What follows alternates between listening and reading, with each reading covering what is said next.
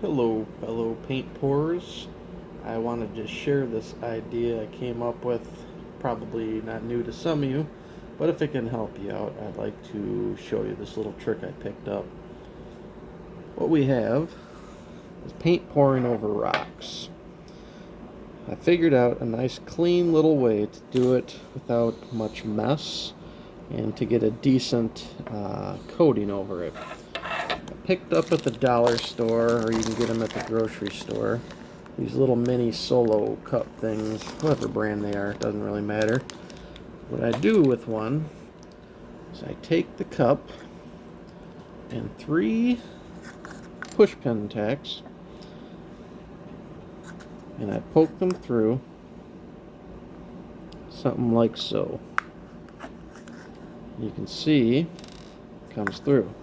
Now you put that in a triangle shape and you'll have yourself a little stand with a cup to catch the paint. So now we've got a rock holder. Now what I suggest is not putting them, as you can see, straight in this way, but more on an angle. That way you have the tip of the pin holding the rock and it's not resting against this big flat spot. So picked up my rock from my closest driveway and it sits right in there. Well, that one fell through. You can find a way that's where it'll sit in there without falling in, away from the edges.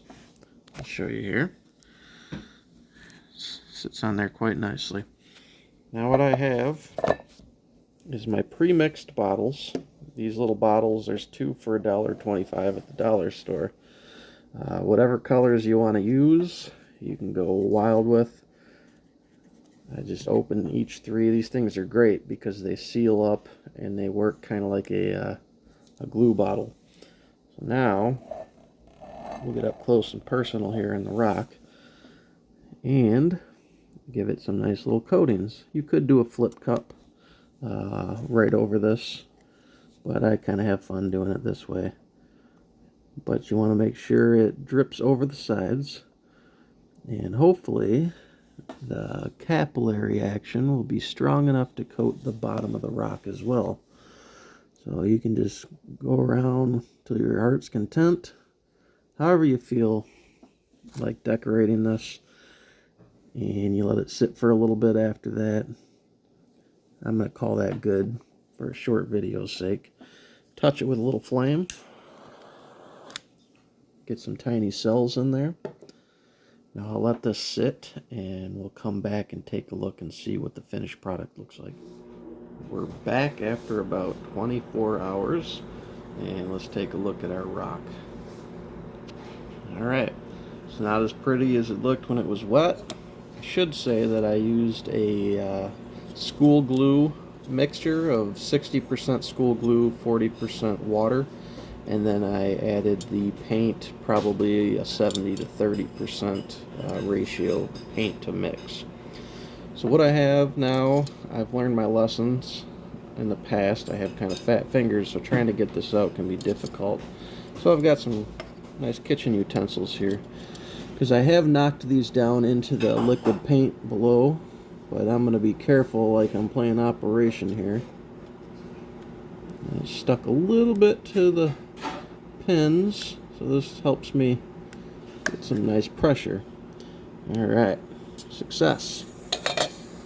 Well, you can see it didn't completely coat the bottom, but it did leave a nice little finish on it here.